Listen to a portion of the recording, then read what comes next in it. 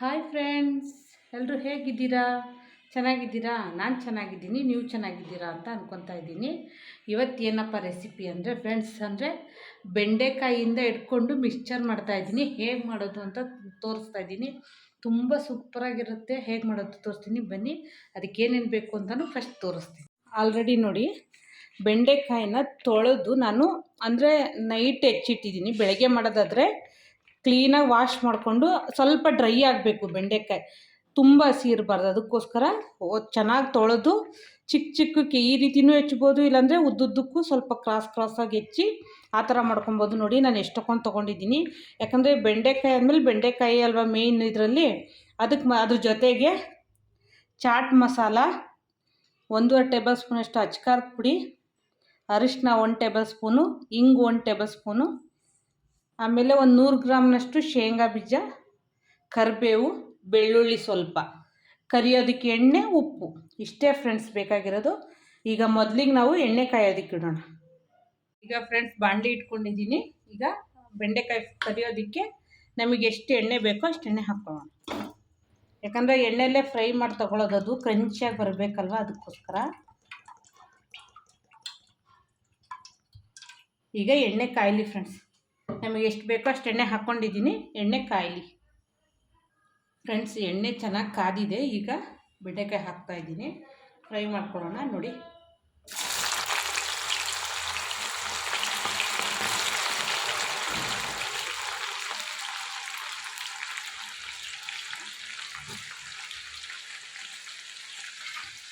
ಈ ರೀತಿ ಹಾಕ್ಕೊಂಡು ಚೆನ್ನಾಗಿದು ಫ್ರೈ ಆಗಬೇಕು.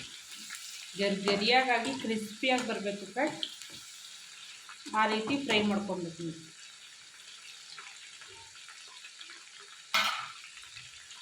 ಇದನ್ನ ಐ ಫ್ಲೇಮಲ್ಲೇ ಕರಿಬೇಕು ನೋಡಿ ಫ್ರೆಂಡ್ಸ್, ಗರಿಯಾಗಿ. ಫ್ರೆಂಡ್ಸ್ ಈ ರೀತಿ ಗರಿಯಾಗಿ ಆಗಬೇಕು. ಸ್ವಲ್ಪ ಅಂದರೆ ಚೆನ್ನಾಗಿ ರೋಸ್ಟ್ ಆಗಬೇಕು ನೋಡಿ, ಅವಾಗ ಗರಿಯಾಗಿ ಬರುತ್ತೆ ನೋಡಿ. ಈ ರೀತಿ ಆಗಬೇಕು, ಈ ರೀತಿ ಫ್ರೈ ಮಾಡ್ಕೊಳ್ಳೋಣ. ಈಗ ಇದನ್ನು ತೆಗೆಯೋಣ ಫ್ರೆಂಡ್ಸ್. ಇದಾಗಿದೆ, ಇಷ್ಟಾದರೆ ಸಾಕು ನೋಡಿ. ಈ ರೀತಿ ಆದರೆ ಸಾಕು. ಶಬ್ದ ಹೆಂಗೆ ಬರ್ತಾಯಿದೆ ನೋಡಿ.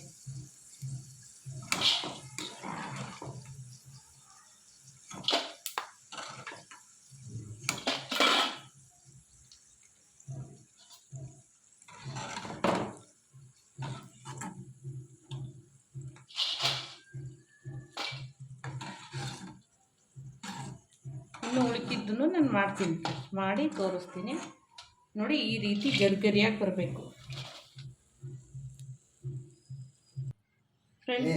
ಈಗ ಫ್ರೆಂಡ್ಸ್ ಇದಷ್ಟು ಕರ್ದಾಗಿದೆ ನೋಡಿ, ಎಷ್ಟು ತಗೊಂಡಾಗಿದೆ. ಅವಾಗ ಅಷ್ಟಿತ್ತು, ಇವಾಗ ಇಷ್ಟೇ ಆಗಿದೆ. ಈಗ ಶೇಂಗಾ ಬೀಜನ ಕರ್ಕೊತೀನಿ.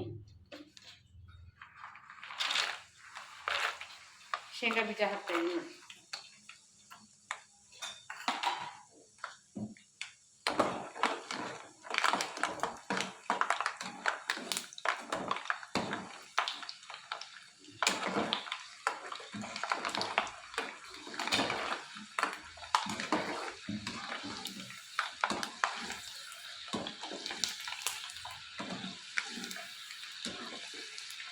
ಚೆನ್ನಾಗಿ ಫ್ರೈ ಮಾಡ್ಕೊಳ್ಳೋಣ.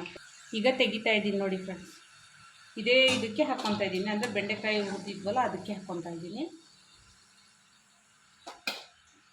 ಈಗ ಬೆಳ್ಳುಳ್ಳಿ ಹಾಕ್ಕೊತೀನಿ.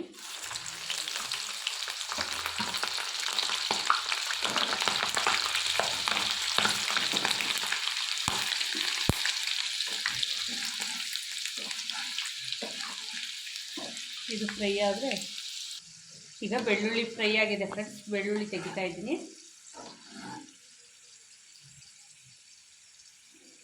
ನೋಡಿ. ಈಗ ಕರಿಬೇವು ಹಾಕ್ತಾ ಇದ್ದೀನಿ.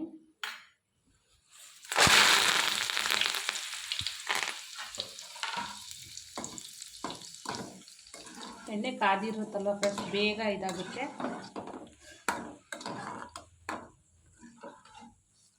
ನೋಡಿ. ಇಷ್ಟಾದರೆ ಸಾಕು, ತೆಗಿತಾ ಇದ್ದೀನಿ. ಈಗ ಫ್ರೆಂಡ್ಸ್ ಆವಾಗಲೇ ಅವಲಕ್ಕಿ ಬಿಟ್ಬಿಟ್ಟಿದ್ದೆ. ಈಗ ಒಂದು ಅರ್ಧ ಕಪ್ಪಷ್ಟು ಅವಲಕ್ಕಿ ಹಾಕ್ಕೊತಾ ಇದ್ದೀನಿ ನೋಡಿ.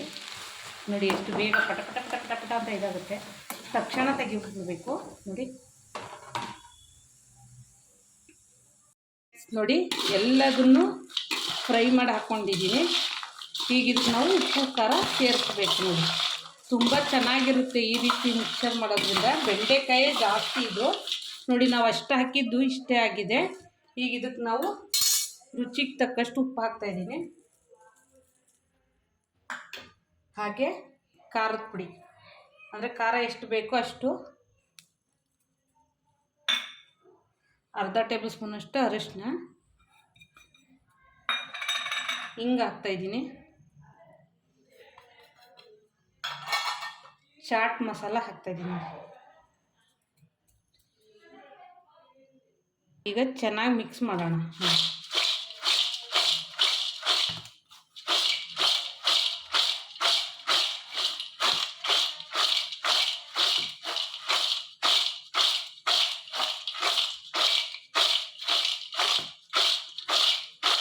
ನೋಡಿ ಫ್ರೆಂಡ್ಸ್, ಈ ರೀತಿ ಮಿಕ್ಸ್ ಮಾಡ್ಕೊಂಡ್ವಿ.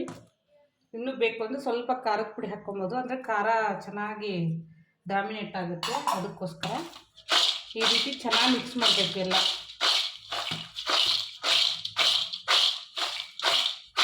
ನೋಡಿ ಎಷ್ಟು ಕ್ರಿಸ್ಪಾಗಿದೆ ನೋಡಿ. ನೋಡಿ ಬೆಂಡೆಕಾಯಿ ಹೇಗೆ ಫ್ರೈ ಆಗಿದೆ ಫ್ರೆಂಡ್ಸ್. ಈಗ ಸರ್ವ್ ಮಾಡೋಣ. ಫ್ರೆಂಡ್ಸ್ ನೋಡಿ, ನಮ್ಮ ಬೆಂಡೆಕಾಯಿ ಮಿಕ್ಸರ್ ರೆಡಿ ಆಯಿತು. ಈ ವಿಡಿಯೋ ಸೂಪರಾಗಿ ಕಾಣಿಸ್ತಾ ಇದೆ ನೋಡಿರಿ, ಸೂಪರಾಗೂ ಇದೆ. ಟೇಸ್ಟು ಅಷ್ಟೇ ಕ್ರಿಸ್ಪಾಗಿದೆ ನೋಡಿ. ಈ ರೀತಿ ಕ್ರಿಸ್ಪಾಗಿರುತ್ತೆ, ಟೆನ್ಷನ್ ಇರಲ್ಲ.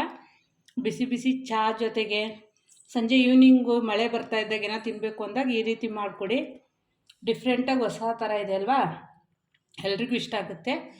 ಈ ವಿಡಿಯೋ ಇಷ್ಟ ಆಯಿತು ಅಂದರೆ ಲೈಕ್ ಮಾಡಿ, ಶೇರ್ ಮಾಡಿ, ಕಮೆಂಟ್ ಮಾಡಿ. ಹಾಗೆ ಹೊಸ್ದಾಗಿ ನೋಡೋರಾದರೆ ಸಬ್ಸ್ಕ್ರೈಬ್ ಆಗಿ, ಬೇಗ ಬೇಗ ಲೈಕ್ ಮಾಡಿ, ಎಲ್ಲರೂ ಆದಷ್ಟು ಶೇರ್ ಮಾಡಿ. ಬಾಯ್.